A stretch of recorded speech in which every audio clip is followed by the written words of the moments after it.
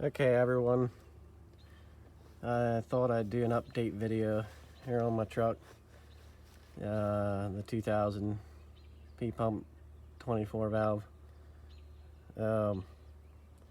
So I recently had the head off because the head gasket blew again. I had ARP 2000 studs in it. As you can see now, I have the 625s in, and I also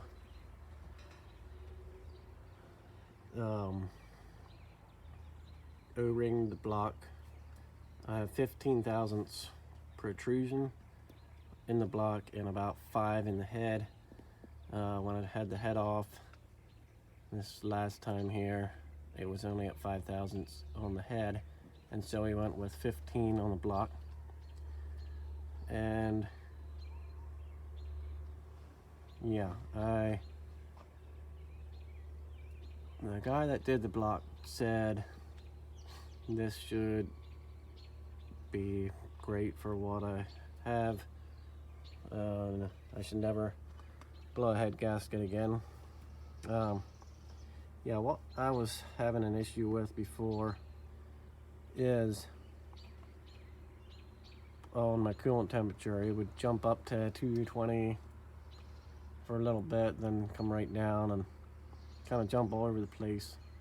And it obviously was getting some compression into the cooling system. So yeah, that's when I did the teardown, put a new Cummins gasket in, and I changed to 625 studs. And so a couple other details about this. The injection pump, I'm not sure exactly on those numbers, but it appears to be the 190 pump. The delivery valves that are in there are 024s from power driven diesel. That's really nice for smoke, and with the compounds works really nice. The AFC Live in the cab here is very much more tunable now than it had been. Another thing I did here when I had the head off is injectors. I went from a 7x8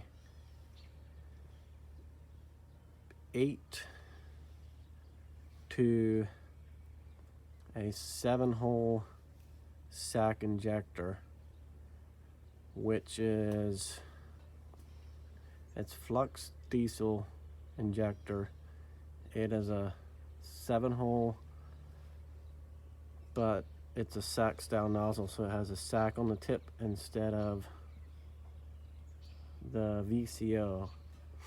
And this setup is, considered a 200 horse nozzle instead of a 100 horse nozzle. So the idea of that is to get a lot more fuel in per injection, and to make that a quick injection versus what it had before. The 7x8s were just too small hole size, and the injection vent was lasting too long, and therefore it had excessive smoke. So yeah, with this 62/75 compounds now, I can get up to 45 pounds of boost without excessive smoke at all. Spool's very nice, a lot better on the low end torque, and barely any smoke on the low end. Also the AFC Live, yeah, it's just a lot more tunable now as far as smoke control. And I went from timing, I went to 19 degrees instead of 22 degrees. That's what Flux Diesel recommended on the timing, and it's phenomenal. The fuel mileage I got on a trip here recently, I was hitting 19 miles per gallon with this setup. Now that was without towing, of course, so you can expect, a couple less on the towing, but that was, not driving that easy on the throttle. As you can see here, I got a AMS oil filter bypass system, and that's phenomenal as well. Just routed over into the top of the oil cap for the return, and it comes out of the port. You can't quite see it, there's too much stuff down there. It comes out of the factory oil sensor port there, plumbs into that, and let's see what else. That's pretty much it. I've never dynoed it yet. I'd love to dyno it.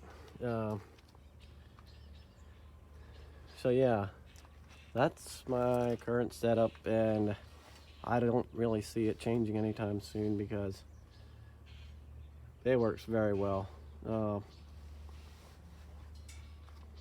yeah, the good thing about the O-ringing is the fellow that did it for me does them right in the truck for $350. I couldn't go wrong with that, and yeah, it's just been working very well. This setup, I think I'm gonna run this setup for a long time now.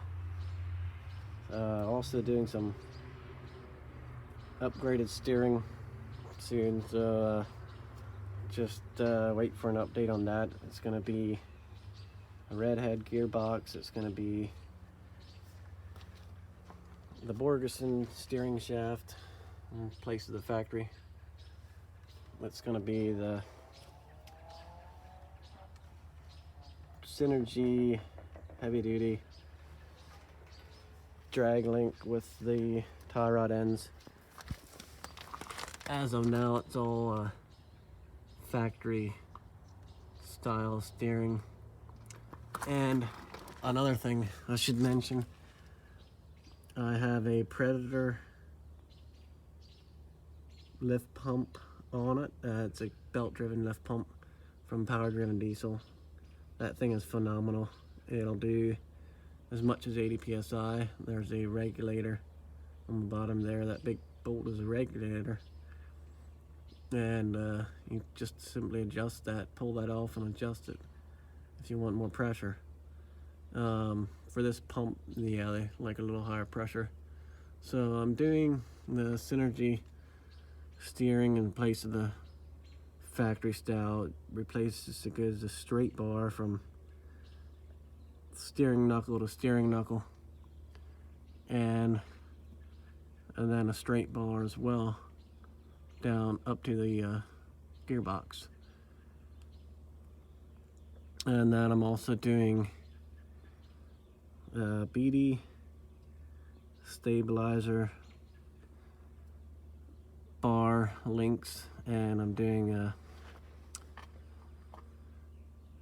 the BD lower and upper control arms because they are the factory ones yet. This truck has 300,000 miles on it, and they're wore out. The bushings are wore out.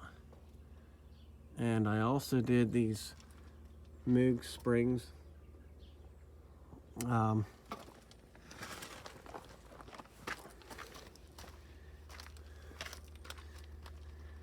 And I did KYB Monomax shocks. They made a significant improvement in how stiff the front end is.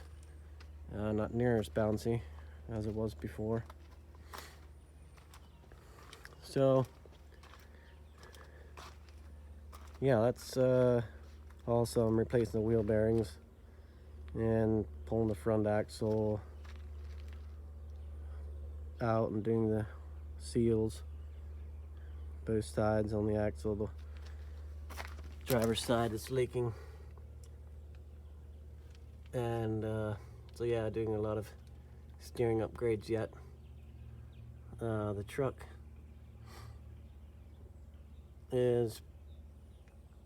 will be pretty much rebuilt after that. I had went through the engine, transmission, the NV4500. I replaced all the bearings and seals in the transfer case, and I didn't touch the rear end yet, but that's on the list here to find out if that has a locker or not, or maybe install one on that. So yeah, that's the story as of now. I just thought I'd give you an update on that and on what I found, you know, over the past 3-4 years I've owned this truck, and what all works. And I don't put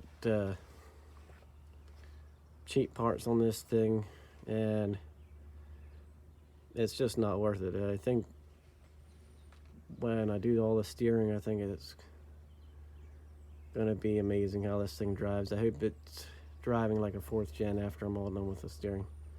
So